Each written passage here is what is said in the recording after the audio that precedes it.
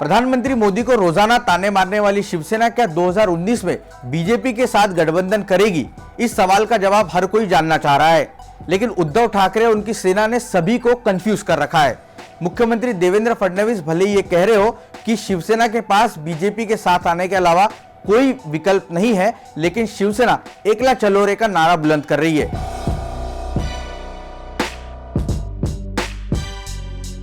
हमने भी गठबंधन की स्थिति जानने के लिए शिवसेना और बीजेपी के कैंप में घुसकर यह जानने की कोशिश की कि फिलहाल गठबंधन की स्थिति क्या है। तो हमारे हाथ लगे हैं 5 बड़े फॉर्मूले जो शिवसेना और बीजेपी के टॉप लेवल के नेता बता रहे हैं। भले ही शिवसेना बीजेपी को आंख दिखा रही हो, लेकिन एक बात साफ देखने को मिल रही है कि दोस्ती का ब्रिज अभी भी टूटा नहीं है। मामला लंबा खींचेगा ये बात साफ है, क्योंकि महाराष्ट्र में लोकसभा के 48 सीटें हैं।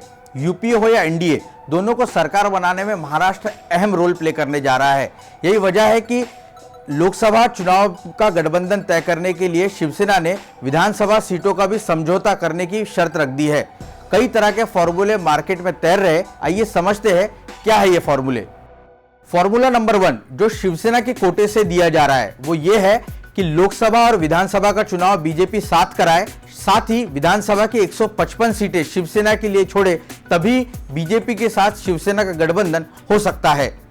फॉर्मूला नंबर 2 ये कहता है कि आधी सीटों पर विधानसभा का चुनाव लड़ा जाए। महाराष्ट्र में 288 विधानसभा की सीटें हैं, जिसमें आधी पर शिवसेना लड़े और आधी पर बीजेपी। लेकिन यहां पर शिवसेना चाहती है कि मुख्यमंत्री पद शिवसेना के पास रहे।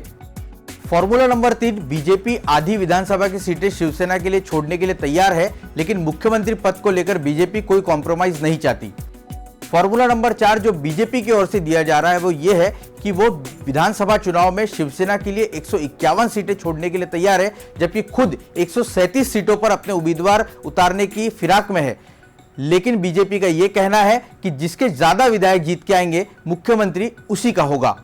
फॉर्मूला नंबर 5 भी बड़ा ही दिलचस्प है। इसमें दोनों पार्टियां आधी सीटों पर चुनाव लड़े और सरकार बनने के बाद जो मुख्यमंत्री होगा वो रोटेशन में हो, यानी 2.5 साल शिवसेना का और 2.5 साल बीजेपी का। इन 5 फॉर्मूले में से दोनों पार्टियां किस फॉर्मूले पर राजी होती है ये तय करने के लिए भी अब दोनों पार्टियों के पास वक्त जो है वो कम बचा है, क्योंकि 2019 में एक सच्चाई ये भी है कि दोनों के पास विकल्प भी सीमित है। गठबंधन नहीं हुआ तो दोनों पार्टियों को होगा नुकसान।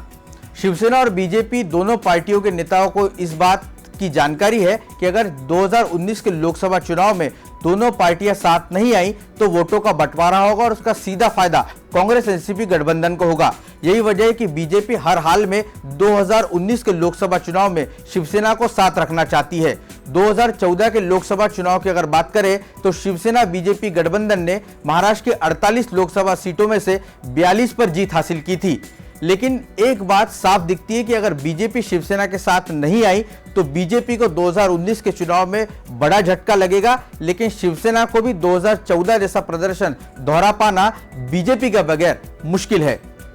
हिंदुत्व के आधार पर हो सकता है गठबंधन। शिवसेना के तेवर बीजेपी को लेकर भले ही सख्त हो, लेकिन अंदर की बात दोनों ही पार्टी के नेता जानते हैं कि साथ आना ये मजबूरी है।